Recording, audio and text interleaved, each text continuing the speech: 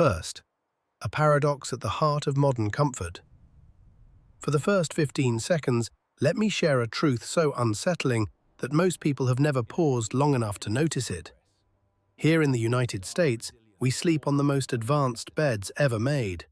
Memory foam mattresses, engineered comforters, and thermostats humming quietly through the night. Yet we are colder, more dependent on electricity, and more vulnerable to winter than people who slept 2 centuries ago with nothing but drafty cabins, thin walls, and a handful of blankets. That contradiction should stop anyone in their tracks. Because while we rely on technology to stay warm, our ancestors faced far harsher winters with far fewer resources, and still managed to sleep warmer than many of us do today. So we must ask a difficult but fascinating question. How did people with no electricity, no central heating, and no modern fabrics survive nights that would chill most of us to the bone, using nothing more than wool, cotton, and the clever arrangement of layers? The answer has nothing to do with toughness or stoic endurance. It has everything to do with knowledge. Knowledge of how human heat behaves, where it escapes, and how to trap it efficiently. They didn't sleep warmer because they had more. They slept warmer because they understood warmth itself. Tonight, we are going to reclaim that forgotten understanding and reveal the old-world logic that can transform the way you sleep, starting as soon as you try it. Second, the hidden flaws in modern bedding. To understand why the old blanket arrangement performs better than many modern sleep systems, we must first confront the assumptions that shape how we sleep today. For years, we've been told that thicker blankets equal more warmth, and that heavier bedding means better heat retention. But both beliefs fall apart when we look at real thermal science, or at anyone who survived a pre-industrial winter. Modern comforters depend heavily on bulk insulation. They feel warm at first because their lofty fibers trap air. But once moisture from your own body begins to accumulate, that loft collapses. The comforter loses the very property that made it insulating in the first place. Even worse, modern bedding rarely controls where warm air goes once it's created. Untucked edges leak heat. Gaps near the neck let warmth slip away. And the mattress below silently drains the heat you're trying to keep. Because the modern mattress, the supposed symbol of comfort, is often the greatest thief of warmth in the entire system. Thick foam and gel layers act as a thermal sink, pulling heat downward, away from your core. Many people believe they're cold because the room is chilly, but in truth, they're cold because their bed is absorbing their body heat like a sponge. Thermodynamics exposes an even deeper flaw in our assumptions. Heat doesn't simply rise. It escapes downward through the mattress, sideways into open air, and invisibly through moisture evaporating off the skin. If a bedding system fails to manage all 3 pathways of heat loss, no amount of thickness will keep you warm. And this is precisely where historical sleepers excelled. They built bedding arrangements that controlled airflow, moisture, and conductive heat loss with a precision that puts many modern sleep systems to shame. They didn't need advanced textiles. They relied on an intimate understanding of how warmth behaves and how to keep it where it belongs. Third, when sleeping meant survival, not comfort. To understand why the old blanket arrangement worked so well, we have to step back into a world where sleep was not a luxury, but a nightly confrontation with the cold. In 18th and 19th century North America, bedding wasn't designed to feel cozy. That concept didn't exist. There were no plush comforters, no climate-controlled bedrooms, and no expectation that warmth was something your home would simply provide. For soldiers housed in drafty wooden barracks, winter air seeped through every crack. The wind could whistle across the floorboards as if the walls were barely there. Pioneer families slept in cabins whose log seams had yet to be fully chinked. Snow could drift inside during storms, and frost often formed on the interior walls before dawn. On farms, rural households relied on thin mattresses stuffed with straw or rags, and whatever blankets they could weave, trade, or repair. What kept them alive was not equipment, but systems thinking.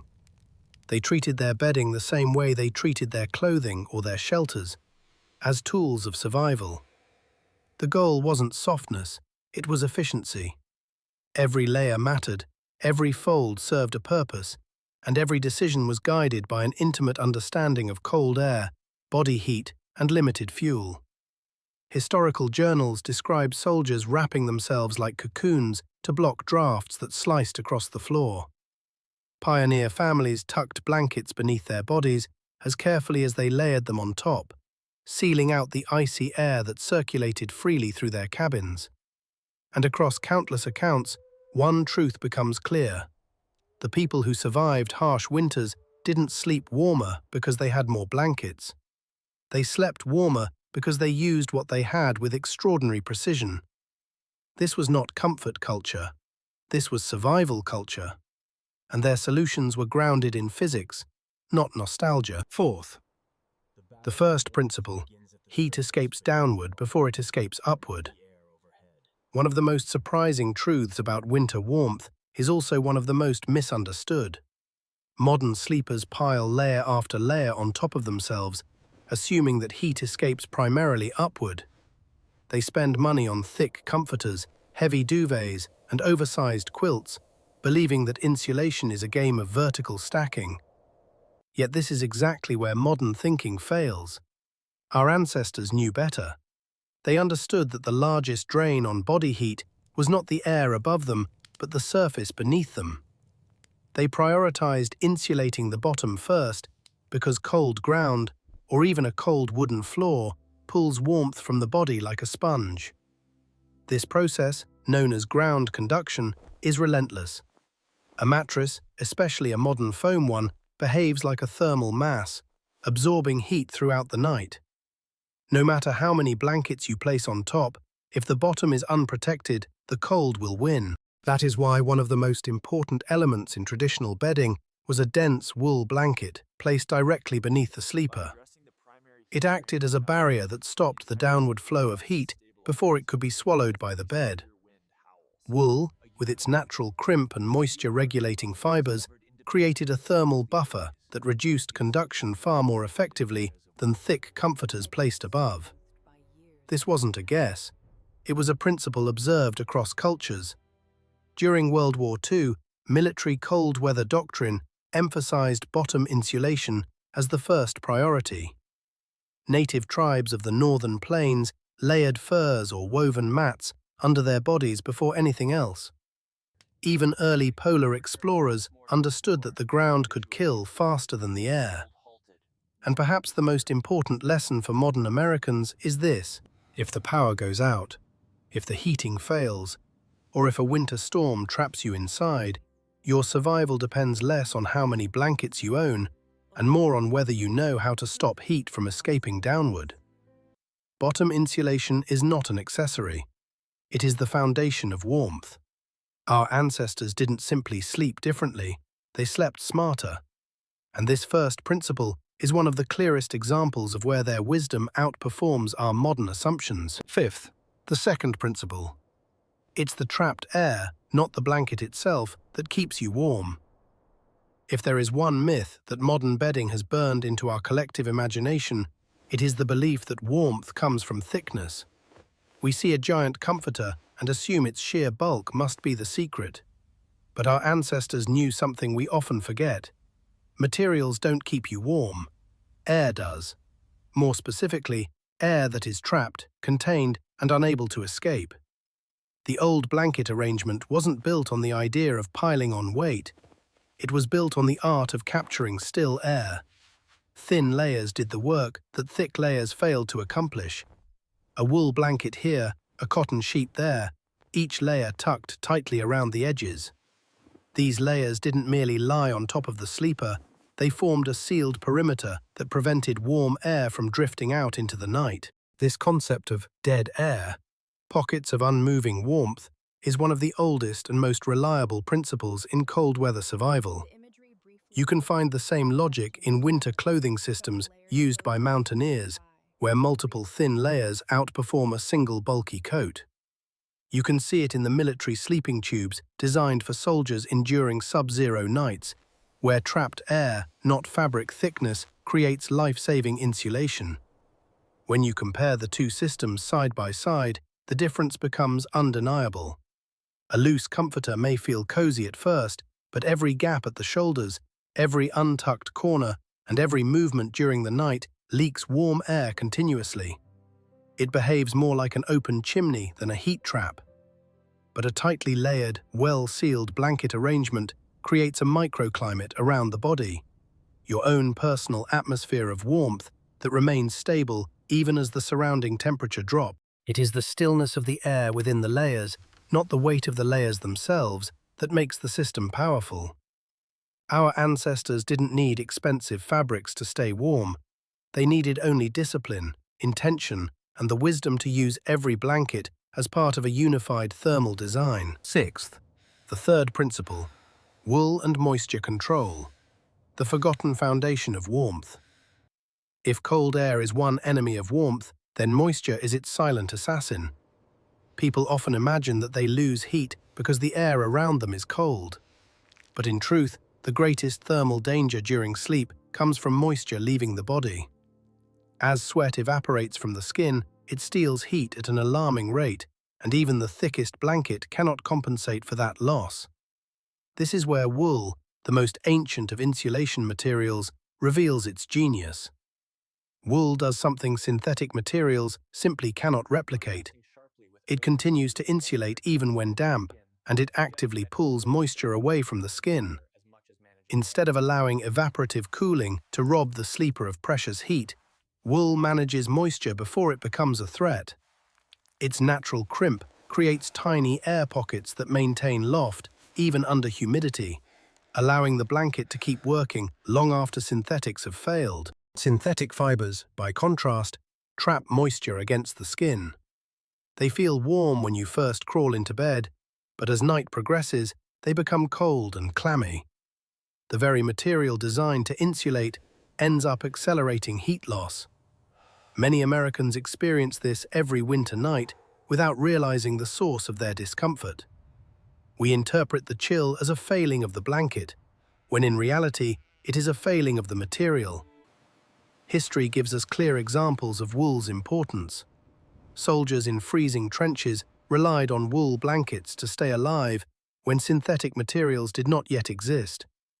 Shepherds slept through harsh mountain nights with nothing but wool cloaks. Sailors on open decks wrapped themselves in wool to resist both cold and spray. Across centuries and across continents, wool appears again and again wherever survival in the cold was non-negotiable. Today, however, we have drifted far from this wisdom. Our dependence on inexpensive polyester and mass-produced synthetic comforters has come at the cost of true thermal performance. Wool is often treated as a luxury material, when in reality, it is one of the most reliable survival tools humanity has ever developed. The lesson for America today is simple and urgent. If you want to sleep warmer, more efficiently, and with greater resilience during blackouts or winter storms, you must think not just about layers, but about moisture, and wool remains the gold standard for controlling it. Seventh, the fourth principle, creating a personal heat envelope. One of the most remarkable insights our ancestors understood, yet modern sleepers rarely consider, is that warmth isn't something you lie beneath. It's something you build around yourself. They didn't simply throw a blanket over their bodies and hope for the best.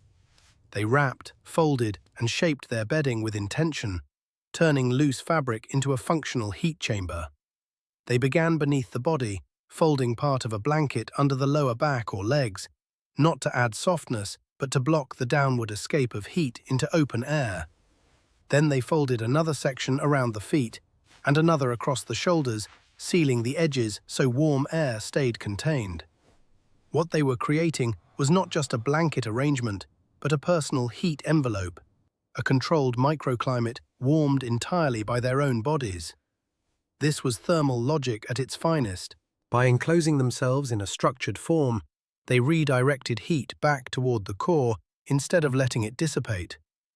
The body warmed the small pocket of air trapped inside, and once sealed, that pocket remained remarkably stable throughout the night. Their warmth did not come from the blanket, it came from the air the blanket helped protect. If this sounds familiar, it should. The same principle defines the modern sleeping bag. But while the sleeping bag relies on manufactured shape, the blanket envelope of earlier centuries relied on skill. A soldier could construct it inside a freezing barracks.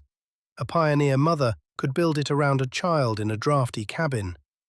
It required no zippers, no synthetic fill, no engineered baffles, only knowledge and practice. When we compare the two approaches, something becomes clear. A sleeping bag is a tool. A blanket envelope is a technique. And techniques survive blackouts, storms, resource shortages, and the simple unpredictability of life. Tools do not always do the same. Our ancestors were not at the mercy of their bedding. They mastered it.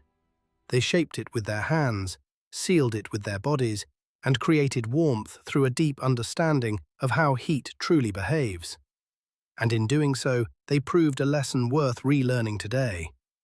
You don't need more insulation, you need a better system. 8th, why mixing materials beats any modern matching set. Another forgotten truth about historical bedding lies in the materials themselves. Today's bedding industry teaches us that everything should match.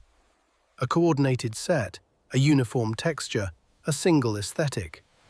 But warmth does not care about aesthetics. Warmth is a science, and science shows that mixed materials create far more effective insulation than any uniform modern ensemble. Our ancestors approached bedding the way a skilled craftsman approaches tools. Every material served a purpose, and no blanket existed in isolation. Cotton provided comfort next to the skin and helped manage surface moisture. Wool added insulation through its crimped fibers and natural loft. The quilt on top offered weight and stability, pressing the layers beneath it into a tighter seal and preventing gaps that could leak heat. Together, these layers formed a thermal ecosystem, a cooperative system in which each material strengthened the others. Cotton managed moisture before it became a problem. Wool trapped air even in damp conditions. The quilt kept everything in place, ensuring the microclimate remained undisturbed. This stands in stark contrast to modern bedding sets, which prioritize appearance over performance. They often rely on a single synthetic material designed to do everything, yet in practice do nothing particularly well. The idea that a single blanket can manage temperature, moisture, insulation, airflow, and comfort simultaneously is not science, it is marketing. Our ancestors were not swayed by branding or uniformity. They used whatever combination of materials delivered the best results. A wool army surplus blanket paired with a worn cotton sheet. A handmade quilt layered over both. Nothing matched, yet everything worked. Their focus was not on presentation, but on survival, efficiency, and the simple effectiveness of diversity. The lesson for us today is unmistakable. Don't search for the perfect product. Build the perfect system.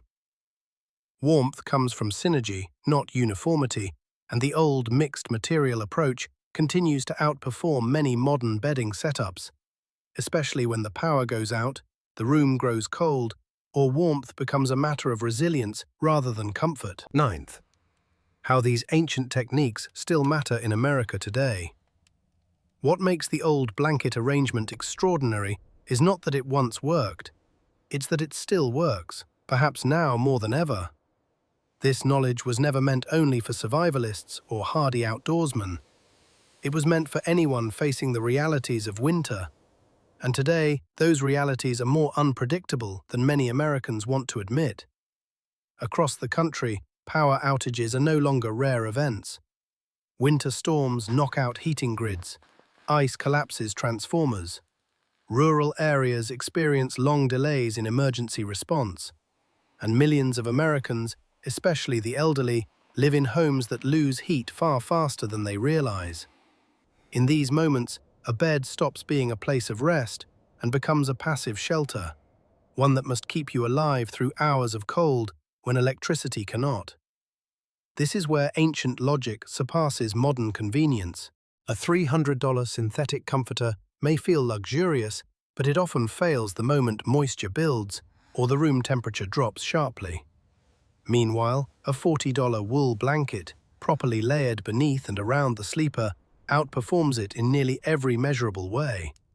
It traps air, it manages moisture, it resists collapses in insulation, and most importantly, it continues to function without power, without preparation, and without technology. Warmth, in this sense, isn't a commodity.